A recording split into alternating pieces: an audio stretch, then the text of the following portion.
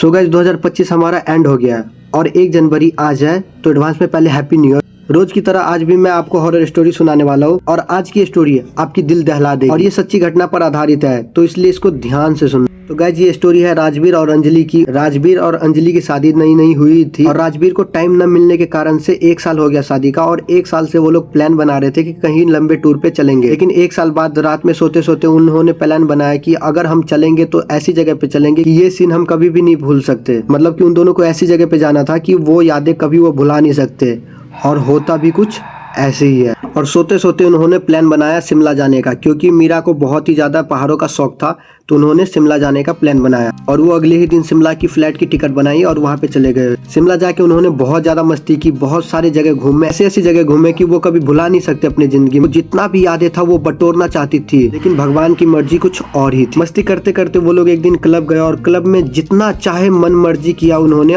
और दोनों ने हद से ज्यादा शराब पी ली। होटल लौटते समय वो लोग इतना शराब में धुंध हो गए थे कि सड़क पे वो जाते जाते इतना ज्यादा शोर मचा रहे थे कि दूसरे बंदे परेशान हो रहे थे उससे। सड़क पे चलते चलते अंजलि की नजर एक मेंशन पे पड़ी और वो मेंशन बिल्कुल अबेंडेंट था, मतलब कि पूरा खाली था और उसमें ऐसी आवाज आ रही थी कि कुछ काम चल रहा है। अंजलि ने मजे मजे में ही और यादें बटोरने के कारण राजवीर का हाथ पकड़ा और वो मेंशन में घुस गई और उस मेंशन का नाम था चारविल मेंशन। जैसे राजवीर ने पढ़ा चारविल मेंशन, उस हवेली से एक बहुत ही भयंकर चीख आई बाहर। राजवीर और अंजलि इतने धुंध थे नशे में कि वो चीख वो दोनों सुन नहीं पाए और अंदर चले गए हवेली के।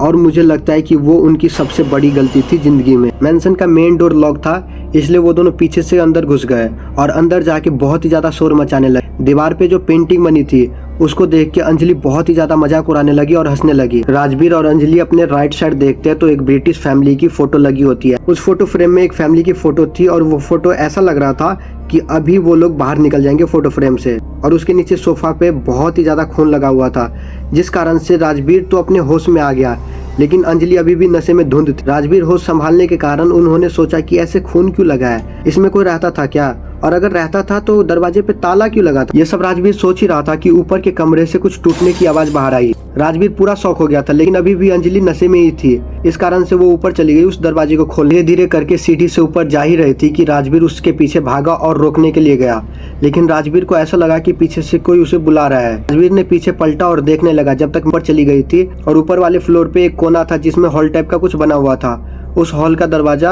आगे पीछे अपने आप ही हो रहा था। अंजलि जब उस हॉल में गई, अंजलि ने जो उस हॉल में देखा वो चीज देख के वो हैरान होगी। उस हॉल में जितना भी सामान था सब सड़ गया था। अंजलि पूरे हॉल को ध्यान से देखती है और हॉल के कोने में उसको राजवीर खड़ा दिखाई देता है। राजवीर कोई भी मूवमेंट शो नहीं देख रहा था, इसलिए मीरा बहुत ही ज्यादा हैरान हो जाती है और वो राजवीर को बुलाने लगती है, राजवीर राजवीर। लेकिन राजवीर अचानक से मीरा के सामने आ जाता है। इसे देख के मीरा बहुत ही ज्यादा डर गई और मीरा पीछे भागने लगती है और वो सोचने लगती है मेरे पीछे तो राजवीर आया ही नहीं था, तो राजवीर यहाँ पे कर क्या रहा है। ये सोचते सोचते वो सीढ़ी के रास्ते से नीचे चली जाती है और नीचे जाती ही वो जो देखती है वो देख के सच में वो पूरी तरह से बौखला जाती है। वो वहाँ पे देखती है कि जिस फोटो को वो देख के हंस रही थी उसकी पूरी फैमिली उसके सामने खड़ी है। उस फोटो फ्रेम में एक छोटी सी बच्ची थी, वो धीरे धीरे उसके करीब आ रही थी और हंसे जा रही थी। अचानक से वो छोटी सी लड़की अंजलि का गला पकड़ लेती है और हवा में उड़ने लगती है। देखते ही देखते वो बच्ची हवा में उड़ने लगी और लाल आंखों से वो अंजलि को घूर ही जा रही थी। अंजलि भी उसको देख रही थी, लेकिन अचानक से अंजलि की आंखों से खून आने लगा। वहाँ का माहौल इतना खतरनाक हो गया था कि उस चीज को देख के अंजलि बेहोश हो गई और जब वो आंख खोली तो वो अपने होटल के कमरे में थी। और अंजलि की जैसी आंख खुली वो राजवीर को सामने देखी और अभी भी उसको भरोसा नहीं हो रहा था कि वो उसी का राजवीर है। लेकिन थोड़ी देर बाद जब राजवीर ने उसको पानी पिलाया तो उसको समझ आया कि हाँ ये राजवीर ही है। और अंजलि राजवीर से पूछने लगी थी कि क्या हुआ था उस हवेली में, कैसे हो गई मैं बेहोश। तो राजवीर ने बताया जब तुम ऊपर जा रही थी तो मेरे को पीछे से किसी ने आवाज मारा और मैं वो आवाज सुन के नीचे आ गया और मैं नीचे ही खड़ा हो गया। मेरे को कुछ अजीब अजीब सा लग रहा था। सब कुछ शांत होने के बाद मैं ऊपर ही आ रहा था जब तक मैं देखा कि तुम ऊपर से भागती भागती नीचे आई और वहाँ पे खड़ी हो गई।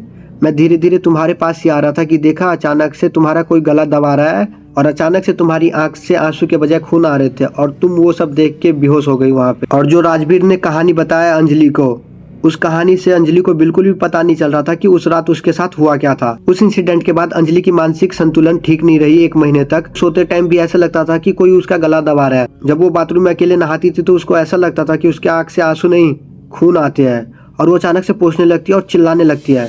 राजवीर ने इस बात को सीरियसली लिया और डॉक्टर और बहुत ही बड़े तांत्रिक से दिखवाया अंजलि को। फिर जाके थोड़ी सी अंजलि की मानसिक संतुलन ठीक हुई, लेकिन उनको कुछ सवाल का जवाब अभी भी नहीं मिला, जैसे कि कौन था उस हॉल में, वो राजवीर की तरह क्यों दिख रहा था, और उस फैमिली के साथ क्या हुआ था, क्या वो फैमिली अभी भी उस कमरे में भटक रही है। खैर जो भी हो, अगर हॉरर स्टोरी सुन के आपको पसंद आया हो तो वीडियो को एक लाइक करके चैनल को सब्सक्राइब कर देना।